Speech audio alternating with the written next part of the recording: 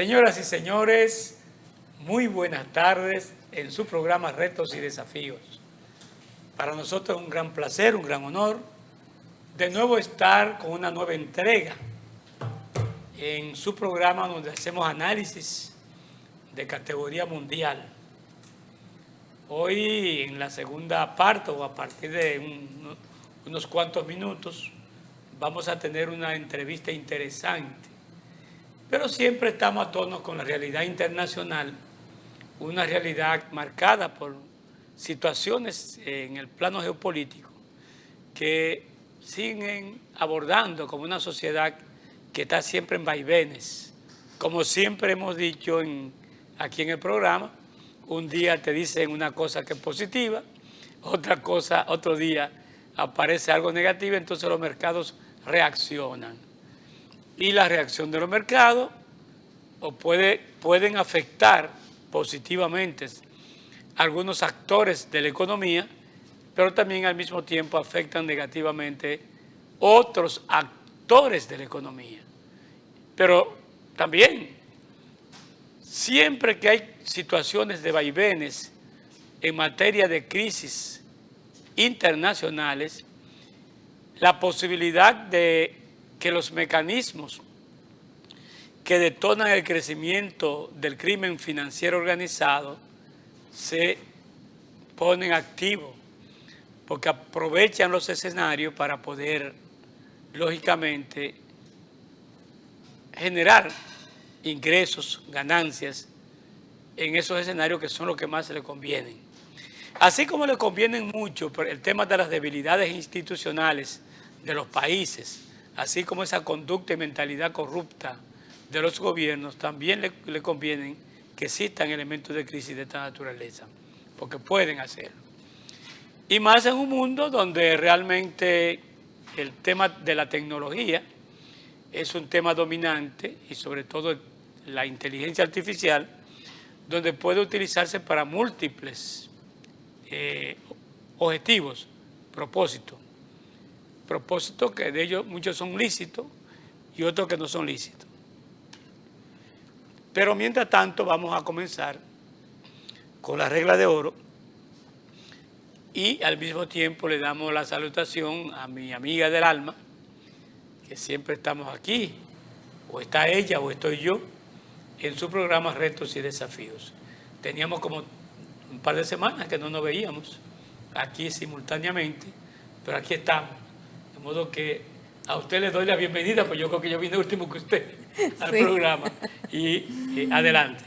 Bueno, buenas tardes a todos nuestros amigos televidentes que nos sintonizan como cada sábado. Gracias, don Nicolás, por acompañarme hoy, porque sí, y aquí estamos. Que conste, yo vengo más que usted al programa. Sí, eso es usted cierto. Usted vive viajando por Turquía. Yo creo que va pejito fácilmente. Pronto. Esto viene. Colombia. Y bueno, pues aquí estamos, aunque lo que quisiéramos es tener un pie puesto en un avión, pues lo sabemos, ¿verdad? Pero aquí estamos acompañándolos a ustedes y acompañando a nuestro querido amigo don Nicolás Jiménez. Y hoy pues hemos decidido pues hablar acerca de un tema que muchas personas pues se encuentran un poco disruptivo, el tema del perdón. Uno de los pasajes de la Biblia dice que Jesús mencionó que había que perdonar hasta 77 veces 7, ¿verdad? Sin embargo, vamos a ver lo que dice el libro de Romanos 12, el 17 hasta el 10 al 21. Y dice, no defiendan mal por mal a nadie. No devuelvan, mal por mal a nadie. Tengan en cuenta lo que toda la gente piensa que está bien. Si es posible, hasta donde dependa de ustedes, vivan en paz con todos. Amados, no se venguen, sino cédanle el lugar a la ira. Porque está escrito, mía es la venganza, yo les daré su merecido, dice Jehová. Más bien, si tu enemigo tiene hambre, aliméntalo. Si tiene sed, dale algo de beber. Porque haciendo esto amontonarás brasas ardientes sobre tu cabeza.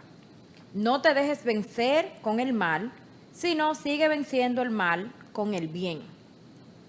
Y cuando hablamos acerca de que el tema del perdón es un tema que puede ser disruptivo, ¿verdad? Pues hay un pedacito aquí en este pasaje en donde dice, si es posible, hasta donde dependa de ustedes, vivan en paz con todos. Y fíjense que esta partecita habla muy claro de cómo nosotros sí debemos de tener en cuenta que la paz que está dentro de nosotros, la paz que supera nuestros corazones, depende de Jehová, no solamente de lo que nosotros podamos hacer, porque muchas veces no depende de nosotros el nosotros perdonar. A veces nosotros decimos sí y tratamos de perdonar, pero recuerden que el perdón se otorga después del arrepentimiento. Entonces a veces decimos, sí, hay que perdonar y hay que sobrellevar, pero siempre y cuando, como dice la Biblia, sea posible. Y algo importante es tomar en cuenta que vivimos en una sociedad rodeada de conflictos, de traiciones, de crisis, como dice el libro de Timoteo, y vamos a vivir este tipo de circunstancias, este tipo de situaciones, y las personas vendrían siendo de corazón duro y de corazón malo, traicioneros, testarudos. Pero como dice precisamente, muchos serán así, pero otros los harán ser así. Entonces, lamentablemente, el perdonar no quiere decir que tengamos que soportar todo lo que estemos viviendo alrededor de todo el mundo. A veces estamos dispuestos a perdonar, pero también tenemos que poner límites y tenemos que aprender a vivir con prudencia, porque a veces hay personas y hay situaciones que ameritan el que nosotros, primero, guardemos distancia y segundo, hasta con nuestros propios familiares, ¿verdad? Que nosotros tengamos cuidado. Entonces, perdonar es una cosa que nos puede dar paz, pero también es algo que nosotros tenemos que tener el control de hasta dónde lo hacemos y cómo lo hacemos. Porque sencillamente yo puedo perdonar a alguien, pero eso no me quiere dejar dicho el que yo tengo que aceptar las conductas de las personas que nos rodean precisamente porque realmente haya que perdonar. Entonces, ese es uno de los que queríamos dejar dicho hoy en este relato, no dejar vencer el mal por el bien, sino tratar de vencer el bien, el mal con el bien. Perfecto. Yo quiero de ahí dos mensajes retomarlos. Tratar de vencer el mal con el bien, de modo que la paz no se logra con la guerra, la paz se logra con la paz, ¿verdad? Con la guerra se logra la guerra, guerra que se puede posponer pensando que se ha logrado la paz, pero al final viene la guerra como respuesta. Y eso es lo que estamos viviendo hoy en el mundo. Yo creo que eso es fundamental, entender eso. El segundo punto que es importante es el tema del amor, que está reseñado en su presentación. De modo que muy buena reflexión la que usted trajo hoy con respecto al tema de la paz, al tema del amor. Señores, el Banco Central publicó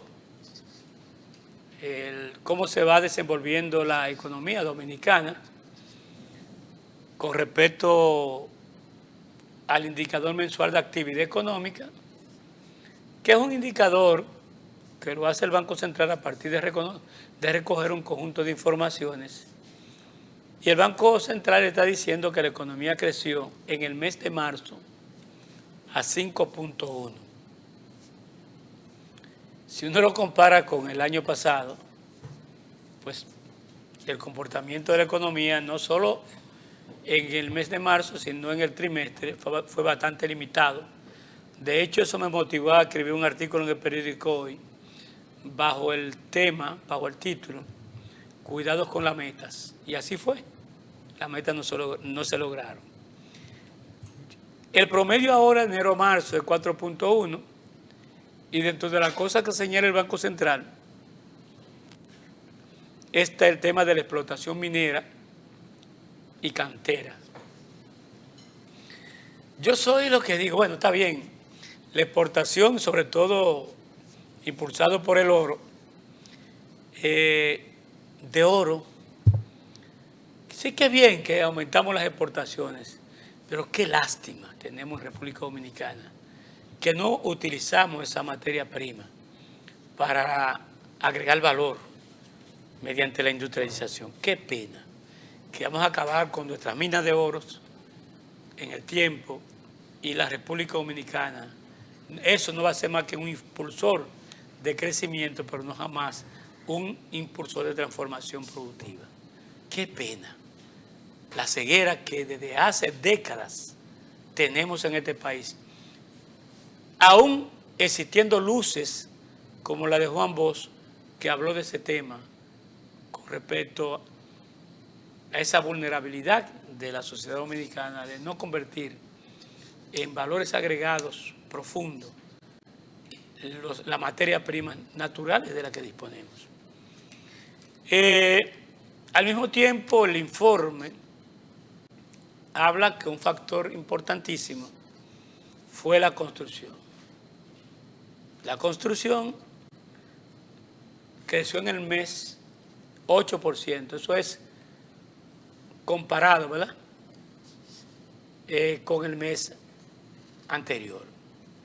Y se queda en 6.6 promedio anual. Factores que menciona el Banco Central son múltiples, pero específicamente habla del tema de la inversión privada en proyectos residenciales. Y yo, qué bien, pero qué pena que no es inversión pública. Qué bien, pero qué pena que no es inversión pública.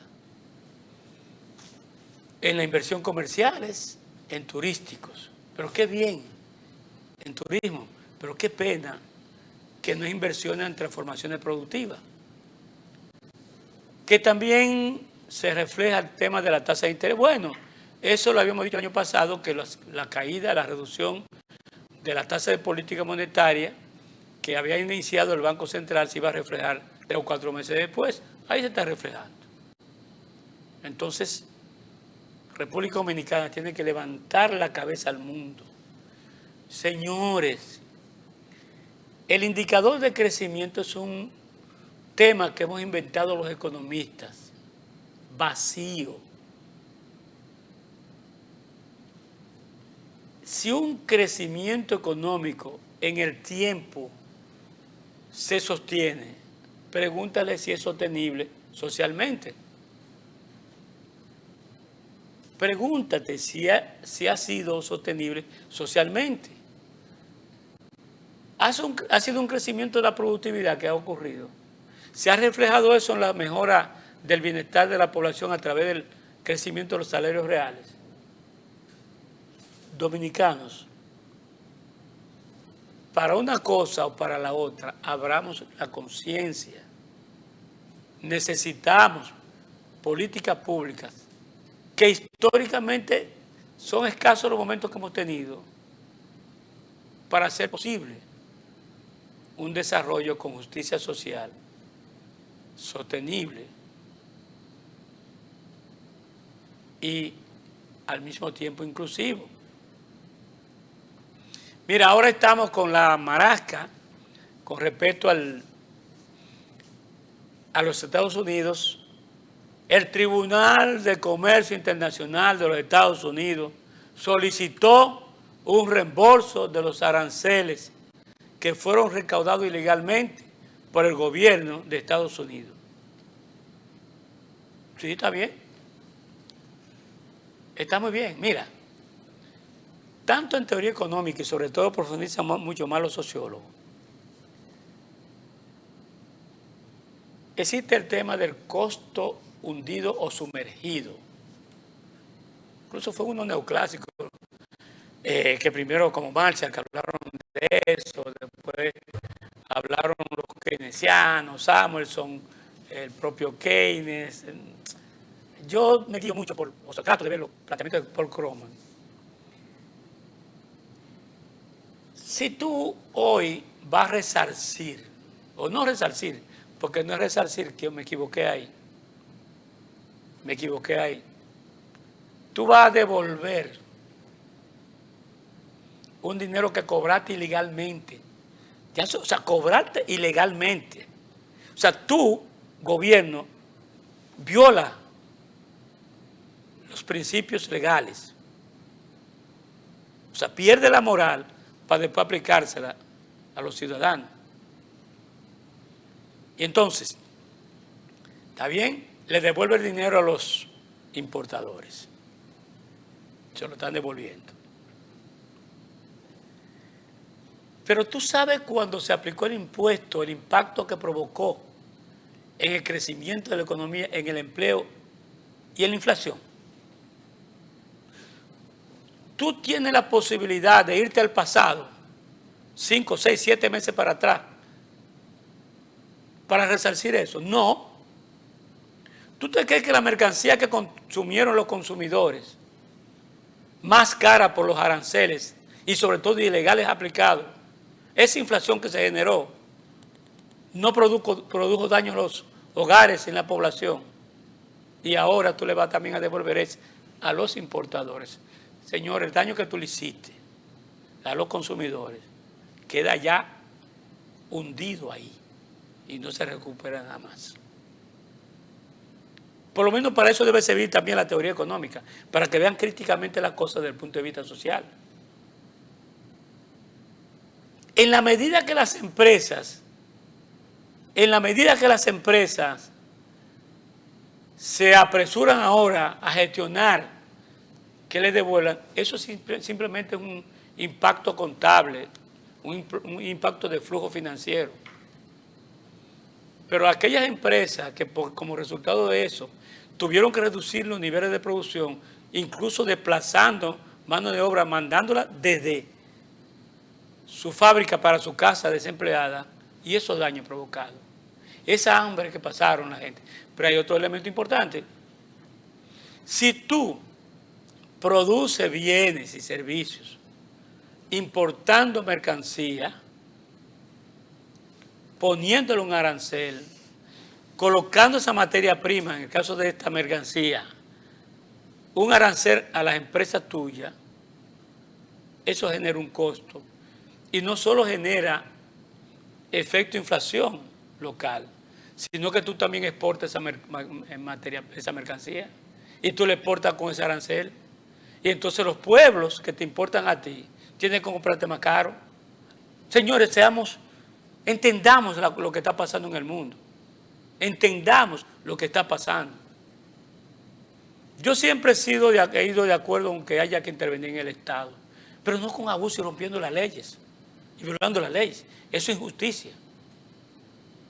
Y en ese sentido, la pregunta, y mañana vean mi próximo artículo, es ¿quién pagará la factura? Justamente los consumidores.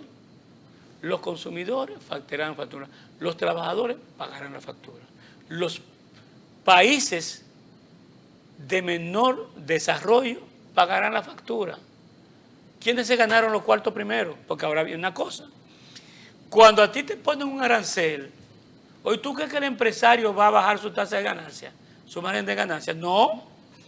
Él lo refleja a mayor precio. O sea, suponte tú que una materia prima sea el 50% del costo y que una mercancía, hipotéticamente, el costo sea 100 y tú tienes un margen de ganancia de 100, son 200.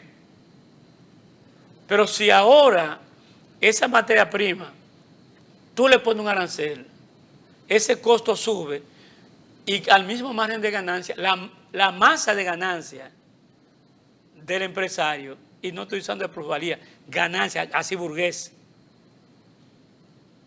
la masa de ganancia que gana el empresario más grande, y en economía nada se pierde. Si alguien gana, alguien pierde. Y es un tema. De todas maneras, es un tema que yo podría seguir analizando, pero tenemos la suerte de tener con nosotros al maestro Amaury Pérez. Amaury ya no es la primera vez que viene aquí a este programa. hemos estado aquí con él, pero además yo comparto con él en la Facultad de Ciencias Económicas y Sociales. Y este es un joven de una tradición familiar, política, social, una familia hermosa, unos hermanos con una preparación, pero su padre sobre todo es parte de los históricos de este país. Y él se ha sentado con el Listín Diario. Él visita, bueno, es relacionado, ¿verdad? Produce intelectualmente y demás. Y ha surgido la idea de organizar un foro, que este programa es parte de su contenido de responsabilidad frente a la sociedad. En el caso, ustedes saben que nosotros siempre estamos defendiendo los temas de cumplimiento, la lucha contra el crimen organizado, una serie de cosas. Pues ellos han organizado un foro titulado Crimen, Seguridad y Violencia. Dicla estaban en los congresos y penosamente no pudo estar ahí, pero interesantísimo, ¿verdad? Y por eso entonces, Dicla, vamos a darle la bienvenida a Maurice, y después que usted le dé la bienvenida, empieza usted misma con la primera pregunta que le tenemos a Maurice, que esto fue como una especie de acuerdo apoteósico entre Dicla y yo para comenzar a aprovechar a Maurice en este escenario. Dicla, adelante. Bueno, bienvenido, Maurice, una vez más de tenerte por aquí, muy contentos contigo y gracias por acompañarnos. No, para mí realmente es un placer y un honor. Yo le he dicho a Nicolás que yo estoy siempre a las órdenes porque, vaya, a mí me ha encantado siempre estar en este programa compartiendo con ustedes y bueno, la última vez lo hice con el compañero Francisco Tavares. Quiere decir que por lo acogedor y lo agradable, pues para mí siempre es un placer compartir con ustedes y con su público. Muchas gracias. Y una de las cosas que nosotros nos interesa saber, porque ya, como lo dijo don Nicolás, yo no estuve, porque estaba afuera, pero interesantísimo saber cómo surgió esta iniciativa de crear este foro que es tan importante para el desarrollo de la sociedad en el país, este foro sobre crimen, seguridad y violencia. Y nos gustaría que tú nos hablaras un poquito sobre esa parte de cómo surgió. Por supuesto, fíjate, el día 16, lunes 16 de marzo de este año, el Listín Diario pues elaboró un editorial, se planteó allí el desafío que le lanzó a la sociedad de lanzar un foro sobre crimen, seguridad y violencia en el país. Nosotros como universidad pues asumimos esa tarea de poderlo llevar a cabo. Rápidamente pues conversamos con el decano, conversamos con las autoridades nuestras dentro de la universidad, tanto el director de investigación, doctor César Díaz, el vicerrector de investigación, Radamés Silverio, y por supuesto vimos allí, conjuntamente con el decano de la Facultad de Ciencias Jurídicas y Políticas, maestro Héctor Pereira, pues vimos allí la importancia de lanzar esa propuesta y de asumirla fundamentalmente, de lanzarla en términos, por lo menos en lo que a mí concierne, tan pronto yo leí y tomé nota de lo que se planteaba en el editorial, pues de hacer la propuesta de que nosotros pudiéramos organizar ese evento dentro de la universidad, a sabiendas de que ya nosotros le habíamos dado seguimiento al trabajo que venía desarrollando el Listín Diario durante varios años, de propiciar espacios académicos en diversos temas, y ciertamente pues la universidad se había quedado un poco al margen.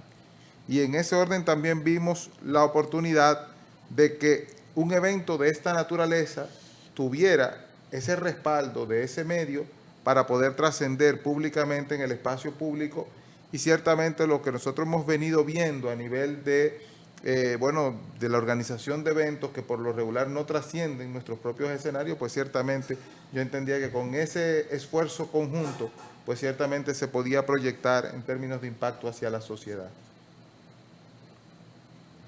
Quiere decir que ahí vimos una gran oportunidad de trabajo y sobre todo algo que es muy importante, y yo creo que esto es lo que nosotros aquí con el compañero Nicolás debemos destacar, el potencial extraordinario que tiene la Facultad de Ciencias Económicas y Sociales para poder asumir temas de interés nacional en sus diversas áreas, porque fíjate bien, en el caso específico del crimen, yo aquí hago de algún modo u otro gala de lo que ha sido mi trayectoria académica y fundamentalmente como docente. Yo me inicié en el año 2011 en la Universidad Autónoma de Santo Domingo, precisamente impartiendo los lunes a las 7 de la mañana Sociología Jurídica. Y esa asignatura yo llevo desde ese momento, año 2011, agosto, pues impartiéndola, lo que ya implica que hemos desarrollado el trabajo durante 15 años.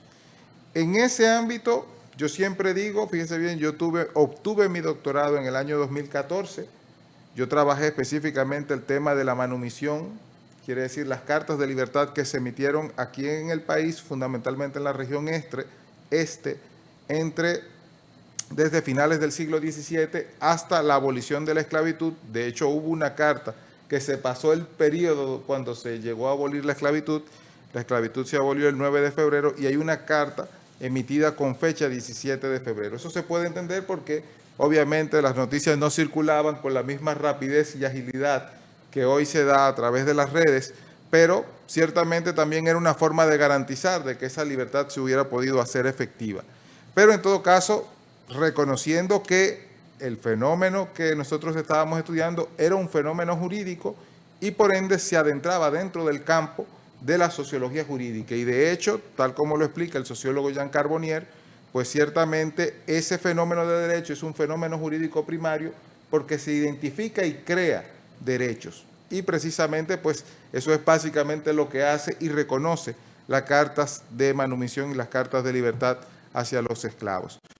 Nosotros ahí vimos, como decíamos, a partir de lo que nos enseña ese campo de investigación, una oportunidad extraordinaria. Nosotros, por ejemplo, en esa clase trabajamos lo que son las orientaciones teóricas, que por supuesto en el campo específico de la sociología han sido, en el tiempo muy continuas y han elaborado y aportado bastante dentro del campo de la criminología. De hecho, se entiende que la criminología es, pues, dentro de sus padres biológicos, pues ciertamente la sociología es uno de ellos como campo de investigación de la criminología, es decir, la forma de estudiar los crímenes que se cometen en función de los aportes que la sociología ha hecho desde el siglo XIX con Emilio Durkheim, que obviamente calificó y consideró el crimen como un hecho social. Ese hecho, por supuesto, ya habían habido antes sociólogos que habían trabajado el tema del crimen y de la criminalidad, pero ese aporte de Durkheim fue fundamental para una comprensión más integral del fenómeno social tal como él lo planteaba. Y por supuesto los aportes más relevantes lo introdujo la Escuela de Chicago, ya esto es a principios del siglo XX, porque la Escuela de Chicago es, por supuesto, una escuela vinculada a la Universidad de Chicago, una universidad que está asentada en un entorno precario, marcado por la pobreza, y por supuesto que se enfocó a estudiar los espacios urbanos. Y dentro de los aspectos más importantes en los que ellos se adentraron fue precisamente el tema de la criminalidad. Y de allí surgieron aportes muy relevantes que todavía hoy mantienen y conservan vigencia dentro de los estudios de criminalidad que se hacen. Hablando acerca de estos aportes que tú mencionas y con relación a las universidades internacionales también que estás mencionando, ¿qué lugar entonces toma la Universidad Autónoma de Santo Domingo en este escenario de este evento, de este foro internacional que ustedes, y qué criterio ustedes han tomado para poder tomar los diferentes panelistas o elegir los diferentes panelistas para que desarrollen sus temas en esta actividad? Exacto, fíjate bien, ahí eso es muy interesante tal como lo planteabas. Nosotros, respondiendo a la última pregunta, pues precisamente hicimos un ejercicio de consensuar con los diferentes elementos que debían integrarse dentro del marco del foro. ¿Qué quiere decir? Por ejemplo, había que tomar en cuenta, estando dentro del marco de la Facultad de Ciencias Económicas y Sociales, teníamos que tomar en cuenta, por ejemplo, a los, vamos a decirlo así, a los profesionales de la sociología. Vale decir que aquí, de manera muy particular, la magistrada Jenny Berenice fue quien hizo expresamente la solicitud. Ella por lo menos se lo informó al director del Listín Diario de que en la Escuela de Sociología de la universidad habían figuras como el doctor Leopoldo Artiles, como el doctor Juan Miguel Pérez, que eran fundamentales para que pudieran de algún modo u otro expresar y manifestar sus criterios dentro de este espacio. Ella los señaló a ellos de manera directa, también señaló al maestro Cándido Mercedes, un gran amigo, una persona entrañable en términos de los afectos que nos unen, pero nosotros vimos desde un momento en que el foro ya había tomado un rumbo más concentrado y dirigido hacia el tema de la violencia. En el caso de Cándido yo lo tenía bien pensado con relación al tema de la seguridad, porque ciertamente el tema de la corrupción responde un poco a esos criterios y él lo ha venido trabajando desde hace décadas, y ciertamente yo entiendo que ahí hay oportunidad para poder desarrollar ese tema de manera más apropiada y más enfocada. Pero, y bueno, ahí hay que destacar que en la facultad se cuenta con recursos valiosos. Ahí está la propia doña Miriam Díaz Santana, que obviamente desde su espacio en participación ciudadana, al igual que nuestra amiga la maestra Josefina Arbelo, pues han venido de manera sistemática trabajando el tema y desarrollándolo, exponiéndolo dentro de nuestra sociedad, siempre también desde un aspecto y desde un ámbito académico. Quiere decir que ellas han participado en los diferentes eventos que se han organizado dentro de la universidad, como por ejemplo es el Congreso de Investigaciones Científicas que se realiza cada año, y por supuesto allí exponen y desarrollan esas temáticas que son tan pertinentes, tan necesarias y sobre la cual la sociedad siempre anda buscando orientación a los fines de poder comprender mejor la realidad que vive nuestro país.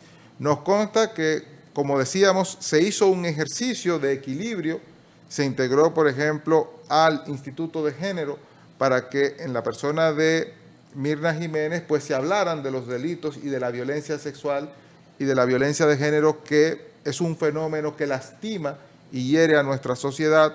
Se integró al joven muy talentoso, yo creo que es una de las grandes promesas en el campo de la sociología en el país, Juan Leonel Brito, que ha sido un experto, o vaya, un especialista en el tema de la juventud. Se integró al compañero y amigo Francisco Tavares, quien desde el ámbito económico pues le dio, vamos a decirlo así, un enfoque estructural al tema de la violencia y recogió cómo impacta el tema de la desigualdad dentro de esa realidad. Estuvo también el maestro Frank Cáceres, que fue quien inició. Frank, todo un veterano, un gran experto, un excelente demógrafo que nos puso en claro con relación a las cifras y por supuesto al trabajo que él había desarrollado con relación al tema. Y ahí destaco la importancia. Estuvo también el compañero Felipe Díaz, que es uno de los talentos también jóvenes de la universidad. Aquí también se jugó un poco a poder integrar y darle espacios a personas jóvenes para que se pudieran proyectar. Esa fue en todo caso una acertada visión del director del periódico Listín Diario, don Miguel Franjul, quien nos exhortó a poder integrar la mayor cantidad de jóvenes para que de algún modo u otro esas voces nuevas pudieran ir comenzando a tener algún impacto y espacio dentro del campo de la opinión pública. Nos consta que, conjunto con él, que trabajó el tema de la violencia infantil, había que integrar a los maestros y profesionales del área del derecho. Ahí se integraron figuras, a mi juicio, de mucho peso, de mucho prestigio, tanto en la universidad como fuera, es decir, dentro de los estrados. Ahí estuvo el doctor Jotin Curi Hijo, quien ha sido un reconocido especialista dentro del marco de lo que es, vaya, el tema de la Constitución. Él fungió durante un tiempo como juez del Tribunal Constitucional, pero ciertamente tiene una larga trayectoria en términos académicos y, por supuesto, sus palabras y sus opiniones fueron relevantes para poder entender cómo desde la Constitución es fundamental el tema de garantizar derechos a la sociedad. Es decir, no perder el enfoque de un aspecto tan relevante como lo es la Constitución en la defensa de los derechos de la población, sobre todo en el marco de un tema tan sensible como es el tema de la criminalidad. Nos consta que hubo otros profesionales como John Garrido, Raimundo Mejía y el compañero Vázquez, José Vázquez, que le aportaron significativamente desde su visión, desde la crítica que formularon, pues ellos le aportaron significativamente en términos de la calidad del contenido a este foro, que cerró con un último panel que se abrió para que las universidades amigas, ahí estaba el magistrado Moscoso Segarra, que representaba a la Universidad APEC, él es el decano en todo caso del área de Derecho dentro de esa universidad, estuvo dentro de ese espíritu de apertura. Había un representante del DICRIN que aportó las cifras que ellos manejan en todo caso sobre criminalidad. Estaba el representante y comisionado de la reforma policial, apellido García. Estuvo también Pelegrín Castillo, quiere decir que se le dio espacio a la pluralidad. Eso hay que reconocérselo al decano de nuestra facultad. Hay que reconocer que fue una estructura en temas de académico bastante amplia, bastante compleja, y tuvieron no solamente, como tú mencionas, de la parte académica, de la parte social, sino también de la parte jurídica y de la parte socioeconómica, porque el también incluir las estadísticas de parte del DICRIN y otras entidades que trabajaran de la mano o que trabajan de la mano con estos delitos que estamos tratando de lidiar con ellos a diario, ¿verdad?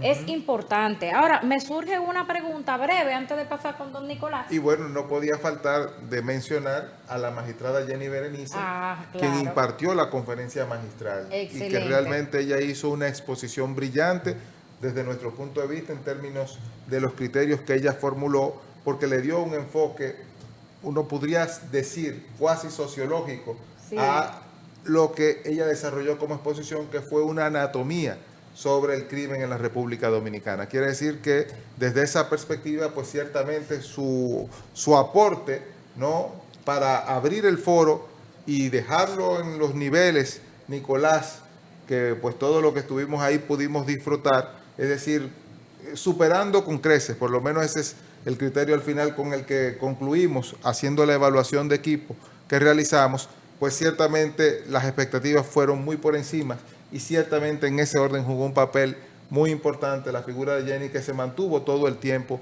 durante lo que fue la realización del evento. En el tema de lo que ya viendo toda la estructura que se manejó, ¿verdad? Y lo que se espera manejar, porque de acuerdo a lo que se transmitió durante esta entrega, pues veremos lo que viene a continuación en la próxima entrega, ¿verdad? Claro. Y en esa misma estructura, ¿cuáles son los retos a los que ustedes se están enfrentando? Vamos a decirlo de una forma breve para que entonces podamos pasar con las otras preguntas. Estos retos de logística y organización en este foro que ustedes se están enfrentando, y cuál es el estimado de personas y más o menos como la media de personas que ustedes esperan recibir en el aula magna ahora para la próxima entrega. Bien, fíjate, realmente todavía no nos hemos planteado desarrollar, porque estamos inclusive en un proceso. Yo le iba a decir a Nicolás, él conoce porque está inmerso dentro de esa dinámica, pues ciertamente una de las dificultades fue el hecho de que el foro se realizó en el marco de un proceso electoral. Sí. Y eso dificulta porque realmente el ambiente, por lo menos en la universidad, yo en todo caso le decía al director del periódico, una vez se lo planteé, le dije, mire, la UAS puede estar en elecciones, pero el país realmente está atendiendo sus propios problemas. Quiere decir que para la sociedad dominicana el hecho de que hayan elecciones no era que limitaba, pero por supuesto era un riesgo en términos de su desarrollo dentro de la universidad, porque realmente el contexto político marca la vida académica dentro del espacio universitario. Pero no hay dudas de que el foro contó con un gran respaldo, con un gran apoyo, se movilizaron siempre las diferentes autoridades, tanto el decano de Jurídica, el decano de Economía, el colega y amigo doctor Antonio Siriaco, don Radamés Silverio, ¿no?, una figura que ha jugado un papel importante, y yo personalmente quiero agradecer por todo el apoyo y por toda la atención que nos brindó en términos del respaldo que le proporcionó al foro. Pero el foro fue más allá, y en eso pues ciertamente aquí puedo responder un poco a su primera pregunta. El foro tuvo unas reacciones que ciertamente involucraron a diferentes instancias, tanto a nivel nacional como internacional. Aquí se movilizó, por ejemplo, el Defensor del Pueblo, hubo muchas reacciones, ¿no? La ministra de Interior, el ministro de Justicia, pero hubo también asociaciones barriales que se manifestaron, se integraron al evento entidades y fundamentalmente académicas a nivel internacional como el Consejo Latinoamericano de Ciencias Sociales, el Instituto de Estudios Dominicanos de la Universidad de CUNY en Nueva York, el Instituto de Altos Estudios para América Latina de París, Francia, y así hubo académicos como por ejemplo el prestigioso pasado juez de la Suprema Corte de Justicia Argentina y de la Corte Interamericana de Derechos Humanos, que al final no pudo desarrollar la exposición como estaba previsto, pero en todo caso él se integró de manera entusiasta desde un primer momento y nos dio su apoyo y respaldo para integrarlo dentro del foro, que es el maestro Eugenio Raúl Zaffaroni. Yo con esto destaco en todo caso la importancia, la trascendencia, el carácter. Hay que destacar, por ejemplo, la cobertura que el periódico pues le ofreció durante todo este proceso que, hay que decir, no se ha agotado, tal como usted señalaba. Y ya eso enrumba hacia próximas acciones. El reto y el desafío es, fíjense bien, eso es lo que nosotros tenemos por delante. Y hoy yo tuve la oportunidad de conversar con el director del periódico Listín Diario, don Miguel Franjul, y hablamos precisamente de los próximos pasos. Y él me señalaba pues que la magistrada le había precisamente aportado algunos datos, porque ella lanzó dentro de este evento esa propuesta de asumir un pacto contra la violencia. Y ese pacto es, de algún modo u otro, lo que nosotros, tanto desde la academia como espacio dedicado y orientado, no solamente a la producción de conocimiento, no solamente a la transmisión de conocimiento, sino también a jugar un papel dentro de nuestra sociedad, pues ciertamente allí nosotros debemos, de algún modo u otro, contribuir tanto con los expertos, con los profesionales que aportaron su visión, que aportaron su mirada, como a nivel institucional, para poder lograr que ese pacto se pueda concretizar y que tenga un efecto claro dentro de nuestra sociedad. Yo creo, Nicolás, que desde el punto de vista, fíjate bien, de lo que es para nosotros, en todo caso, como cientistas sociales, a mí en el plano personal me enorgullece mucho poder ver que las ideas que se puedan tomar son las de los profesionales de las ciencias sociales. Y en ese sentido yo creo que nosotros debemos seguir garantizando que esa propuesta, quiere decir en términos de incidencia, pues tenga ese enfoque crítico que es el mismo que reivindicó la magistrada Jenny Berenice y otros actores que allí se expresaron, que por supuesto aspiran a poder ver una, vamos a decirlo así, una propuesta que abarque más un enfoque integral y menos punitivo sobre el tema de la criminalidad. Así es. Y sé que vienen pasos luego de esto, ¿verdad? Bueno, se está trabajando en esa dirección. Sí, en esa dirección. Yo quiero hacer un poco un cambio de tema y te aseguro que toda esta temática, la nueva gestión universitaria, la cual yo sé que va a estar encabezada por el doctor Azana, y la gestión sobre todo de la Facultad de Ciencias Económicas y Sociales, en la que yo voy a participar como vicedecano en esa gestión, conjuntamente con la actual vicedecana. Pero yo quiero irme a otro tema que también te compete de manera central. Tú eres director de investigaciones de la Facultad de Ciencias Económicas y Sociales. Y ustedes ya han abordado en el Consejo correspondiente toda la línea de investigación que se piensa desarrollar. Y caminando así por los distintos pueblos, hemos estado abordando la relevancia de la investigación sobre su pertinencia y capacidad de aplicación que le sirva no solo al país globalmente, sino también a las regiones y a los pueblos. Me gustaría escuchar de tu voz cuáles son las próximas líneas de investigación que vamos a tener en la Universidad Autónoma de Santo Domingo y sobre todo aquellas que tocan a nuestra Facultad de Ciencias Económicas y Sociales. Bien, Nicolás, quería precisamente aportar y ampliar un poco para luego retomar tu pregunta. Bueno, que el periódico también nos puso a la disposición los espacios de sus páginas para que pues diferentes maestros pudieran aportar, y allí se integró precisamente un trabajo del doctor Ajana que valoraba muy positivamente ese vínculo que se estableció, por lo menos en el marco de este foro de manera concreta, entre la universidad y el periódico Listín Diario. Sí, tuve la ocasión de leerlo. Muy bueno. Sí, muy interesante por el enfoque y sobre todo por el valor de ese vínculo que contribuye en todo caso a que pues la universidad pueda tener más incidencia en el espacio público. Fíjate, con relación a las líneas de investigación, hay que reconocer aquí un mérito de parte de la Dirección de Investigación, la Dirección General, en la persona del doctor César Díaz y también del maestro Radamés Silverio, porque las líneas de investigación durante un buen tiempo pues no habían sido actualizadas. Según tengo yo entendido, pues duraron más de 10 años sin actualizarse. Y en el marco de esta gestión se asumió como un elemento fundamental trabajar el tema de la institucionalización del trabajo de investigación dentro de la universidad.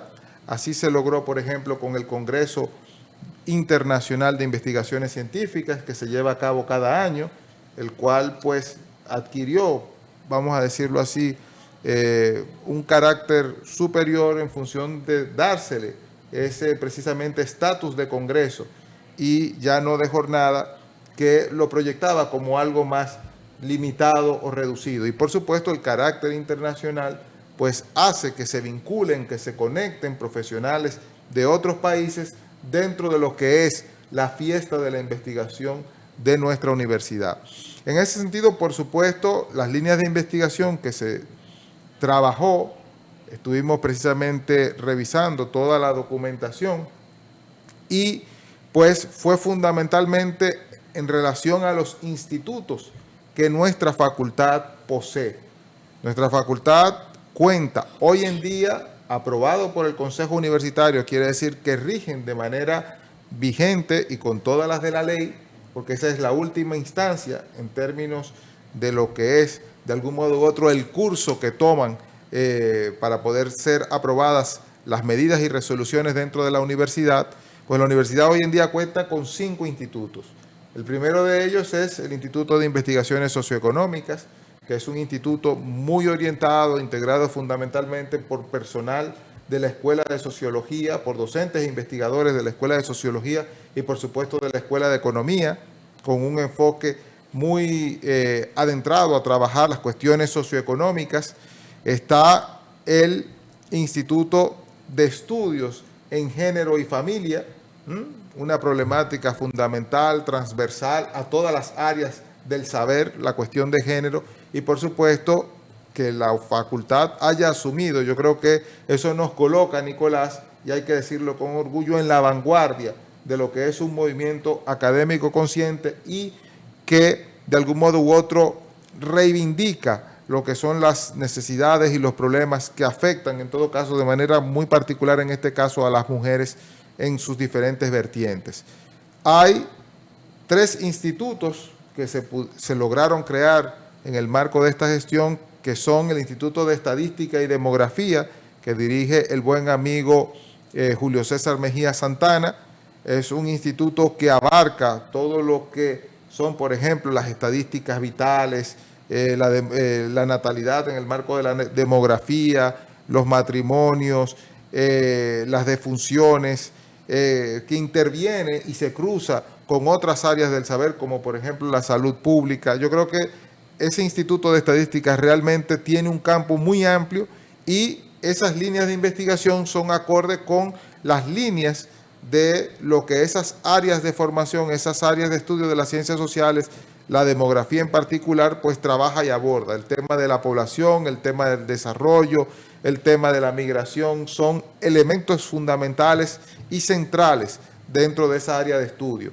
Está el Instituto de Contabilidad y Auditoría, Yo creo que si vamos encaminando nuestra sociedad hacia alcanzar unos niveles de institucionalización, de profesionalización de las áreas específicamente que tienen que ver con la transparencia y la gestión de los recursos, pues ciertamente ese instituto, y fíjate bien, ahora que estábamos comentando el tema, por ejemplo, medioambiental, el tema de la minería, era lo que tú venías señalando hace unos momentos en el segmento pasado, pues ciertamente, fíjate, hace poco se hizo la inauguración de un aula dedicada a profesores del área de contabilidad y allí precisamente surgió la propuesta del maestro Luis Carvajal Cuchito, ¿no?, que dirige la Comisión Ambiental, de que la universidad debía incorporarse por esa vía de ese instituto, y me consta que está registrada como una de sus líneas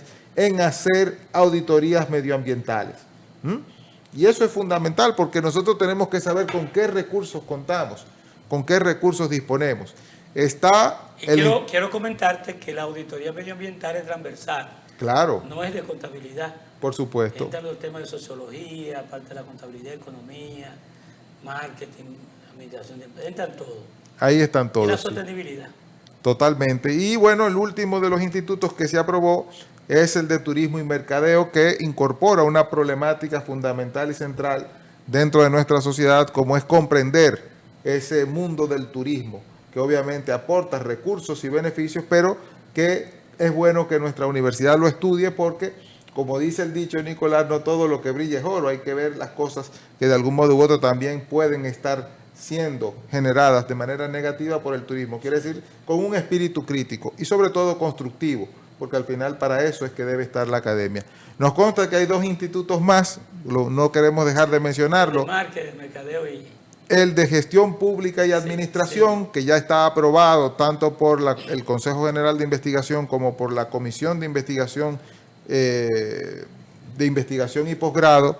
Y por último, el Instituto de Estudios Tricontinentales, que en el marco, Nicolás, de este contexto, con las políticas que se vienen implementando y los impactos, por ejemplo, de esa guerra en el Medio Oriente y de ese genocidio en Palestina, yo creo que es cada vez más necesario y pertinente que tengamos un espacio que oriente a la población sobre esas realidades que también impactan a nuestro país. El tiempo se nos agotó, pero yo quisiera en el próximo programa, o cuando tú puedas, invitarte a conversar un poco sobre la sociología geopolítica en el contexto actual. No, con gusto. Es un tema importantísimo que quiero que lo abordemos en su momento. De todas maneras, nos estamos despidiendo de ustedes por el día de hoy y espero que esta ronquera se me quite y que Dios se lo bendiga a todos. Bye bye. Feliz fin de semana.